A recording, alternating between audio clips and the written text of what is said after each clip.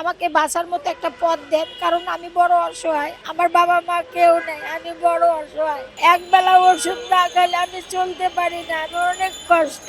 Madam আমার কথা শুনে ভালোবেসে আমাকে এত কিছু দিল, কিন্তু আমি এগুলো কিছুই পেলাম না। আপনি কেন চোখ বিক্রি করতে চাচ্ছেন? আমি চোখ বিকিকে চাইছি এই কারণে, যখন আমার স্বামী আমাকে ফেলেতে চলে যায়, তখন আমার কোলে 1.5 বছরের একটা বাচ্চা। আমি ভাই বোনের কাছে কোনো সাহায্য পাইনি এই ঢাকা শহরে।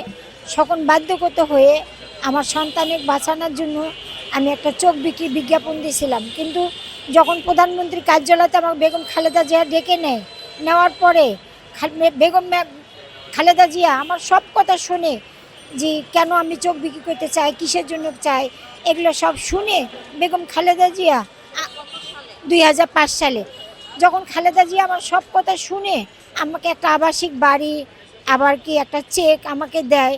আমি যে সন্তান বাঁচাইতে আমি চোখ বিক্রি বিজ্ঞাপন দিলাম, ম্যাডাম আমার কথা শুনে ভালোবেসে আমাকে এত কিছু দিল, কিন্তু আমি এগুলো কিছুই পেলাম না।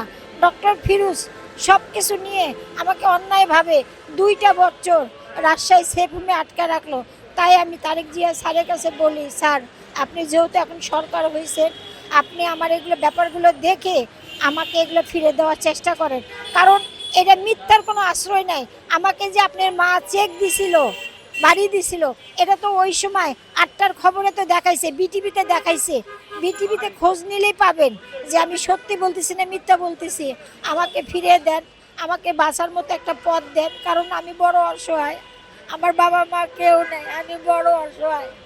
আমি একটা শ্বাসকষ্ট রোগী, একবেলা ওষুধ না খেলে আমি চলতে পারি না, আমি অনেক কষ্ট। আমি মেয়ের জামার অধীনে থাকি। মেয়ের জামার অধীনে থাকা বোঝেনি তো, কারণ সে হলো পরের ছেলে। যেটুকু বেতন পায় আমাকে খাওয়াবে না, তার বাবা মাকে খাওয়াবে। আমার একটা ব্যবস্থা করুন, আপনাদের কাছে হাত জোড় করি। আমি সরকারের কাছে এবং কি মহোদয়ের কাছে আমি হাত জোড় করি, আমার একটা ব্যবস্থা করুন আপনারা।